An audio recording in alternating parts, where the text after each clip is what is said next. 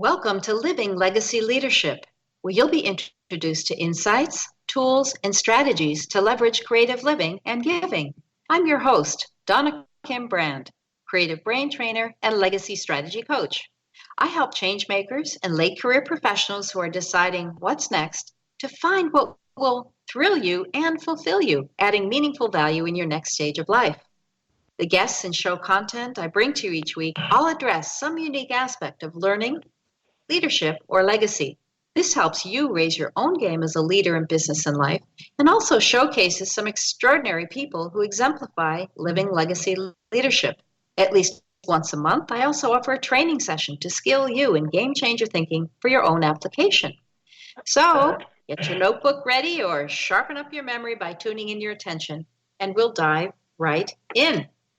Now, I have a very special guest who exemplifies living legacy leadership. I can say I'm very proud to have known Ron Sargent for, Ron, what is it, over 30 years. And he comes from quite a background with quite a history. And in fact, I bet many of you are familiar with a lot of the inventions Ron has created and come up with and patented, and you don't even know it. So let me just give you a little introduction to Ron. So Ron Sargent is president and owner nowadays of Ideation Institute. It's widely known for simplicity, versatility, practicality, and exceptional creativity in his designs. He holds over 40 utility patents and trade secrets, mostly in the field of consumer products. He's recognized by his clients and contemporaries for his ability to apply expertise in fluid mechanics, injection molding, and sheet metal fabrication into his creations. He has over 60 years of experience in the design of products and the management of corporate enterprises. So he has a stellar career. Could take the whole show to read through his biography, but I will tell you that early in his career, he worked for General Motors and developed one of the first mechanical cruise controls for cars. I know he still does some teaching for them on creativity.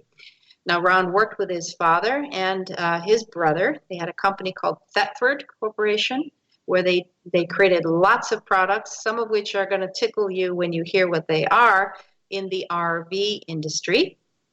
And he continues to invent any number of cool products in the consumer marketplace as we speak. And he's got I think about 4 different computer screens up in his living room where he's working on different projects with his computer-assisted design. He also had a stint working with Walt Disney World in Orlando, and I'll be letting you know what he's created over there, and I bet you have seen some of his inventions, and now you'll know who came up with those or led the design team for the creation of those. Now, Ron's also an author of a book called 15 Minutes for the Mouse, Your Guide to High Performance Creative Thinking, that's used in universities and a lot of corporations to help people be more creative. So, Ron Sargent, welcome to the show. Yes, well, thank you very much. Yes, I'd like to know that guy. Thank you. Yeah, for sure. Well, that's what I said when I first met you. I said, wow, I've got to know this guy. And lucky me, we've been able to stay friends over the years and trade some ideas and share inspiration. And I'm always inspired by you. So I've been inspired by you as well. Oh, okay. Well, thank you. It's nice to hear too. Thank you. So, what in your background, Ron, led you, your father, your brother to have this extraordinary and prolific creative streak that you've continued your whole life, and your dad who lived beyond 100 years? Yeah, well, I remember my dad telling me when I was 5 or 6 years old, I slipped in the bath, getting out of the bathtub, and really kind of hurt myself. And I turned to him and said, why don't they put doors on these things? He said to my mother then that I think this son of ours is going to be an engineer. And he was very prophetic with that. But I guess that was my first inclination. But my dad always said that anything can be done and that you can do it. And it was a good philosophy. And I really thank him and my mother for giving me that type of a mindset. And it's been a fun journey for me in life to do this inventive work. And the fact that I can continue to do it today is wonderful. Yeah, for sure. I mean, I always have to giggle when if I do visit and I see you've got all your monitors set up in the living room where you actually are still working on commissions for inventions and so on. One of the things that inspired me as well is that you actually got to meet one of my inspirations, and that's Buckminster Fuller. So how did that happen, and what did you learn from Buckminster Fuller? Well, when I was about 34 or 35, I had the opportunity to join a group called YPO, which is the Young Presidents Organization.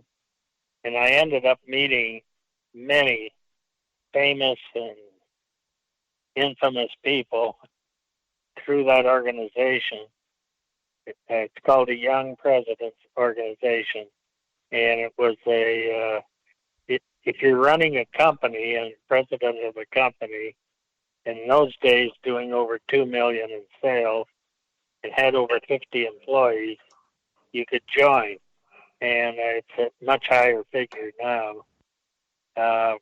But I was at a convention, a YPO convention in Mexico, and one of the speakers at the convention was Bucky Fuller, and we were standing around with him after the presentation, and he had decided to go for a walk on the beach, and he invited me and a couple of other guys to go with him, and we had a wonderful discussion going up and down the beach, and it was one of the highlights of my membership in YPO.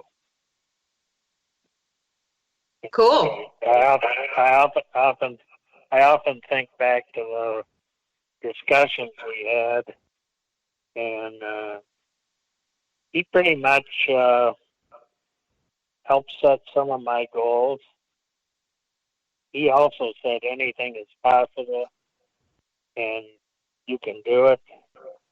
And he was very friendly. The walk lasted about 20 or 30 minutes, and it was a very interesting period. Mm-hmm. That's cool.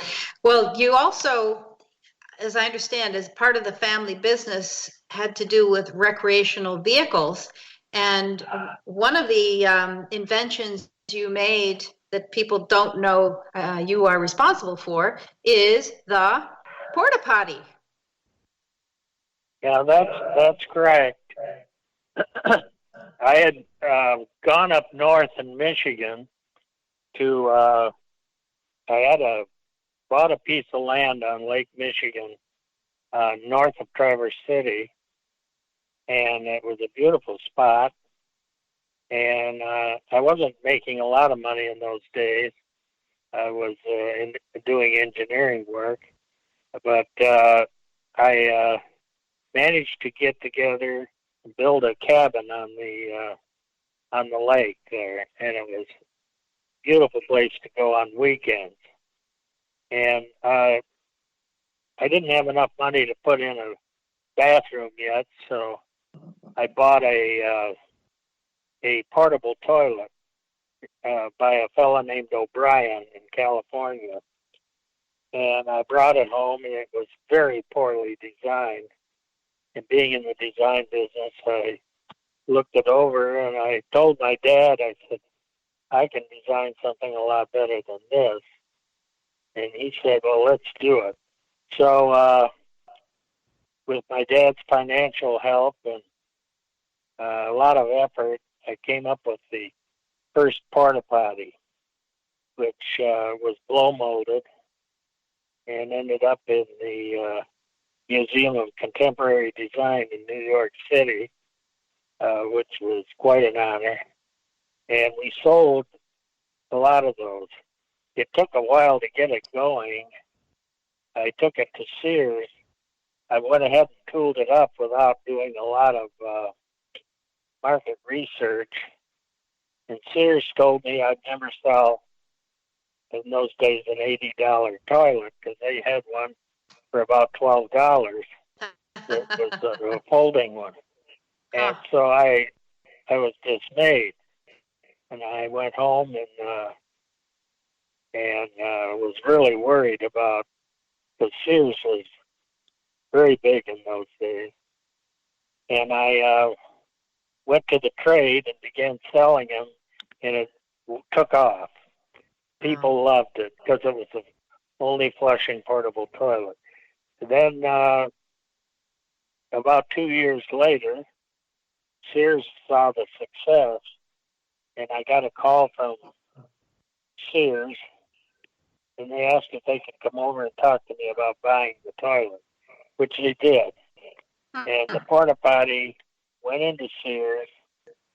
They put a full page in their catalog, and before it was all over, we were selling about $12 to $15 million a year wholesale of those toilets. Wow. Sears alone. Wow. Yeah. Incredible. Well, you never know. I mean, here's another product you created that everyday people use now, and that's the pool cleaner. What was it called? The pool wand. The pool wand. The creepy crawly that goes around your swimming pool and sucks up all the leaves and dirt and so on. So tell us how that came about and what happened with that invention. Well, those are two different products. I designed 6 automatic pool cleaners, the kind that hook up to the pressure side pump coming back to the pool, and for Barracuda, and one of them was for Polaris, California, and a couple of them for Polaris.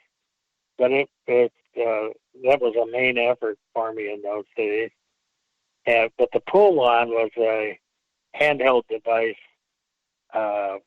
mechanical device that you could pump and clean the debris off the bottom of your spa.